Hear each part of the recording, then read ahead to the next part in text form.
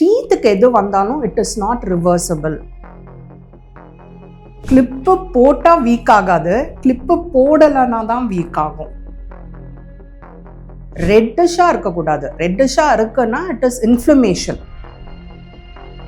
Full பல்லு கவர் பண்ணுறதுக்கு 2 to 3 minutes வேணுங்க. இப்படி ப்ரஷ் பண்ணிங்கன்னா 5 லட்சத்திற்கும் அதிகமான பார்வையாளர்களை கொண்ட ஹெல்த் குரு சேனலில் உங்கள் நிறுவனத்தை விளம்பரப்படுத்த திரையில் உள்ள எண்ணை தொடர்பு கொள்ளுங்கள். கேவிட்டின்னு எடுத்துக்கிட்டோம்னாலுமே ஸ்வீட் சாப்பிட்டா மட்டும்தான் இந்த கேவிட்டிஸ் வருமா? அப்படி இல்லாட்டி என்ன உணவு பொருட்களுமே நம்ம தங்கி இருக்கும்போது அந்த மாதிரி ஆகிறதுக்கு வாய்ப்பு இருக்கு? எந்த பொருளாக இருந்தாலும் வாய்க்குள்ளே தங்கி இருந்தால் டெஃபினட்டாக டிகே வருங்க.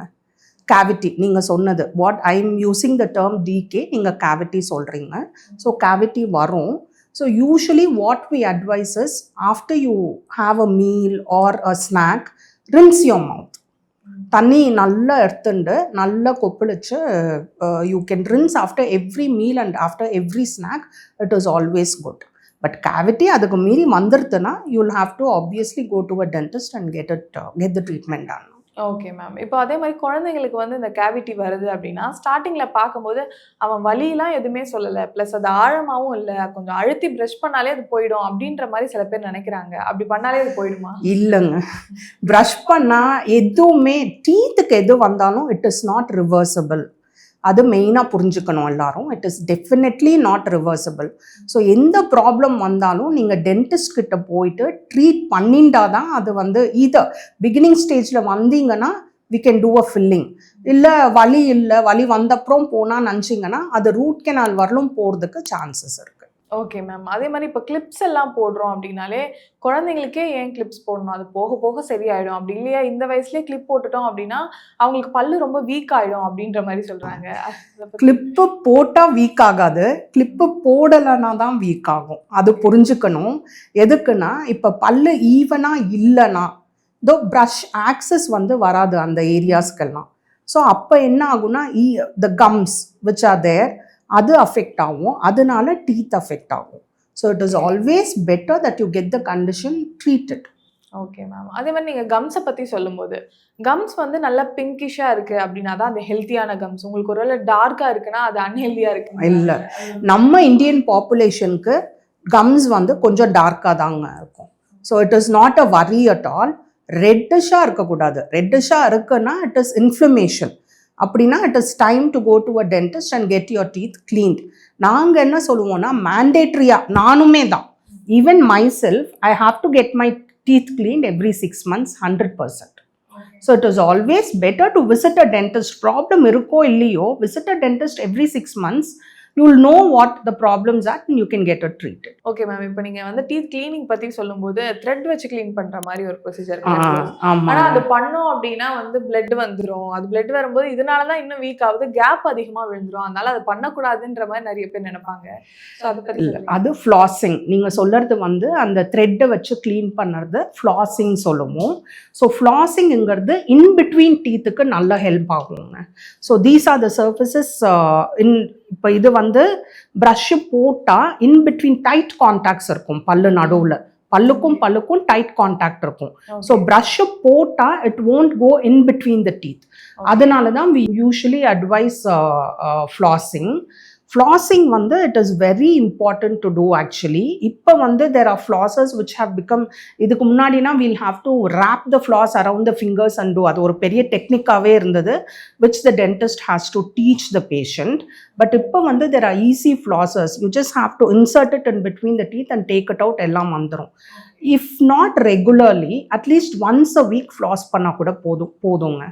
இட் வில் ப்ளீடிங் எல்லாம் வராது. Bleeding if there's a problem bleeding வரும், otherwise no. Okay, so you can go in between the teeth and that cleans the bacteria or the plaque which is present in between the teeth. Okay ma'am. இப்போ நீங்கள் ப்ளீடிங்கை பற்றி சொன்னீங்க. ஏன்னா எனக்கு தெரிஞ்ச நிறைய பேருக்கு வந்து பல்லு தேய்க்கும் போது ரத்த கசிவு எல்லாமே ஏற்படும். ஆனால் அதுக்கெலாம் போய் டாக்டர் பார்க்கணுமா அப்படின்னு சொல்லிட்டு டென்டிஸ்ட் போய் பார்க்க மாட்டாங்க. இந்த ரத்த கசிவு எதனால் ஏற்படுது அண்ட் இதை போய் டாக்டரை பார்த்து சரி பண்ண வேண்டியது அவசியமா? Plaque is nothing but debris. I mean, layman language பேசணும்னா, ஸோ யாருக்காக இருந்தாலும் அந்த டெப்ரிங்கிறது டெஃபினட்டாக பல்லில் இருக்குங்க. அது ஒரு அளவுக்கு மிஞ்சிருதுன்னா it becomes hard and it become கால்குலஸ்ன்னு ஃபார்ம் ஆகும். ஸோ அந்த இட் ஷோஸ் ப்ளீடிங் வந்து வருது கம்ஸ்லனா it tells you that you have to get your teeth cleaned. அதெல்லாம் இல்லைன்னா அந்த gums weaken means bleeding will start. Okay, while brushing and all. இது வந்து normal. But medical conditions also are there where generally bleeding can come. Like for diabetic பீப்புளுக்கு நிறைய வருங்க. Diabetic people it will be there. So they'll have to visit a dentist regularly, okay, to see. அந்த மாதிரி நிறைய conditions இருக்குது where bleeding will come for patients. ஆனால் general condition as you saying நிறைய பேர் சொல்கிறீங்கல்ல. ஸோ அந்த மாதிரி பேஷண்ட்ஸ் வந்து ஒரு வாட்டி க்ளீன் பண்ணிட்டா bleeding will automatically stop. Okay ma'am. இப்போ நீங்கள் க்ளீன் பண்ணுறது சொல்லும்போது ப்ரஷிங் 2 தடவை பண்ணணும் அப்படின்னு நிறைய டென்டிஸ்ட் சொல்லிட்டே தான் இருக்கீங்க. பட் அது அவங்கெல்லாம் சொல்கிறது கேட்காம இன்னும் நிறைய பேர் சொல்கிறது என்ன அப்படின்னா, 2 தடவைலாம் ப்ரஷ் பண்ணீங்க, அழுத்தி ப்ரஷ் பண்ணீங்க அப்படின்னா உங்களுக்கு வந்து எனாமல் போயிடும், அதனால வந்து சென்சிட்டிவ் ஆகிடும் அப்படின்ற மாதிரி சொல்கிறாங்க. ஸோ 2 தடவை ப்ரஷ் பண்ண வேண்டியது அவசியமா? இந்த மாதிரி சென்சிட்டிவிட்டிலாம் ஏற்படாதா? 100% அவசியம் 2 time brushing. Enamel is the strongest part of the, ரொம்ப ஸ்ட்ரென்த் இருக்கிறது இனாமலுக்கு தான் பாடியில்.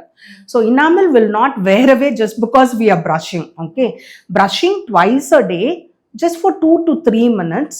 ப்ரஷ் பண்ணிவிட்டு மார்னிங் நைட் ப்ரஷ் பண்ணிவிட்டு எதுவுமே சாப்பிடக்கூடாது. அதுக்கப்புறம் you will just have to go to bed. Drinking a juice also is not allowed because it doesn't help. Just water you can have and go to bed. Brushing வந்து you will have to concentrate on brushing for the whole mouth actually. இப்போ யூஸ்வலாக எங்களுக்கு patients வரும்போது இந்த debris சொல்லணுங்க, யூஸ்வலாக வந்து back side of the teeth தான் நிறைய இருக்கும். மெனி பீப்புள் திங்க் இங்கே மட்டும் ப்ரஷ் பண்ணால் போதும்னு நினைப்பாங்க. It is not like that. And ஜென்ரலாக எல்லாரும் வந்து this is the way they brush. இந்த ப்ரஷிங் மெத்தடே தப்பு. இப்படி ப்ரஷ் பண்ணிங்கன்னா அழுக்கு அங்கங்கே போய் சேருமே தவிர it is not going to come out from the teeth. So keep your mouth slightly modified bass டெக்னிக்னு ஒன்று இருக்குது that you won't, I cannot explain properly, but keep your mouth slightly open.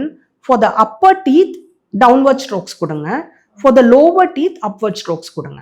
அதே மாதிரி you will have to go to the back side of the teeth also and brush. Okay, same to the lower. In the top surface of the teeth normally இப்படி brush பண்ணலாங்க. This is the way it is done. You'll have to brush your teeth definitely twice a day, once in the morning and once at night for 2 to 3 minutes with a pea-sized amount of toothpaste on the toothbrush. இந்த toothbrush head ஃபுல்லாக paste போட்டுப்பாங்க நிறைய பேர். அவ்வளோ paste தேவை இல்லை, just இவ்வளோ ஒரு குவார்ட்டர் ஆஃப் த ஹெட்டுக்கு இருந்தால் போதும். Okay ma'am. இப்போ டைம் லிமிட்னு ஏதாவது இருக்கா? ப்ரஷிங் எப்படி பண்ணணும் ப்ராப்பராக எல்லாமே சொல்லிட்டீங்க. நிறைய பேர் டக்குன்னு ப்ரஷ் பண்ணிட்டு வந்துடுவாங்க ஒரு 1 minute 2 minute. சில பேர்லாம் நீங்கள் 10 நிமிஷம் நல்லா அழுத்தி ப்ரஷ் பண்ணணும் அப்படின்னு சொல்கிறாங்க. டைம் லிமிட்னு இவ்வளோ நேரம் ப்ரஷ் பண்ண வேண்டியது அவசியம்னு ஏதாவது இருக்கா? இருக்கு. ஏன்னா to cover the entire teeth, நான் சொன்ன மாதிரி எல்லா surface of the teeth full பல்லு கவர் பண்ணுறதுக்கு 2 to 3 minutes வேணுங்க. ஓகே, 2 to 3 minutes போதும். அதுக்கு மேலே பண்ணவே தேவை இல்லை. Everything will come out in 2 to 3 minutes. Your teeth will become clean. Okay, அத ப்ராப்பரா நீங்க சொன்ன மாதிரி பண்ணாலே போதும். ஆமா, more than enough. 5 லட்சத்திற்கும் அதிகமான பார்வையாளர்களை கொண்ட ஹெல்த் குரு சேனலில் உங்கள் நிறுவனத்தை விளம்பரப்படுத்த திரையில் உள்ள எண்ணை தொடர்பு கொள்ளுங்கள்.